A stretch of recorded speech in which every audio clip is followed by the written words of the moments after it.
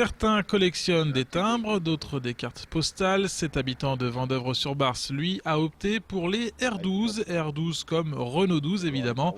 Une passion qui a démarré très tôt dans son village natal d'Amance. Depuis l'âge de 18 ans, depuis l'âge de mon permis, parce que j'avais des grands frères, enfin pas des amis qui avaient des R12 dans le petit pays à Amance. Et puis ça a pris comme ça quoi. Bon, en vacances avec les R12, on va pas loin non plus.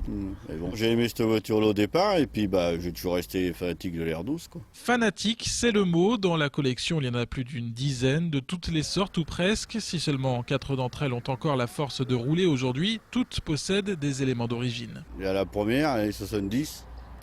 Et puis la dernière, 77, 78. J'ai eu une break aussi, ouais. Particulièrement, je préfère les phases 1, les premières. Bien sûr, il faut avoir le sens de l'observation et du détail pour différencier les modèles de R12. Dans le parc de Jean-Paul, il y a donc des L, des TL et des TS. C'est une année 70, les premières, avec l'intérieur de TS d'année 72, 73.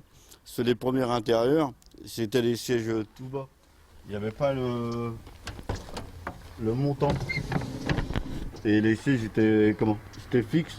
C'était moins accessible pour rouler quoi. À l'intérieur, le confort est assez sommaire. Le moteur, lui, reste puissant mais aussi fragile. Pour Jean-Paul, peu importe. L'important est de préserver l'histoire de la voiture. Celle qui a été le plus vendue en France en 1973 vient de souffler ses 40 bougies.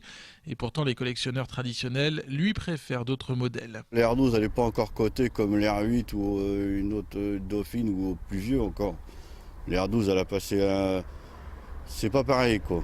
Dans l'avenir, oui, je pense qu'elle va prendre un petit peu d'ampleur. Elle commence déjà. Et la douzaine de R12 ne suffit pas encore à Jean-Paul. Il continue de chercher, trouver et remettre en état avec l'aide d'un copain mécano des R12 laissés à l'abandon dans des granges ou des prés du département. Et qu'on se le dise, pour compléter sa collection, Jean-Paul rêve de récupérer une R12 modèle Gordini.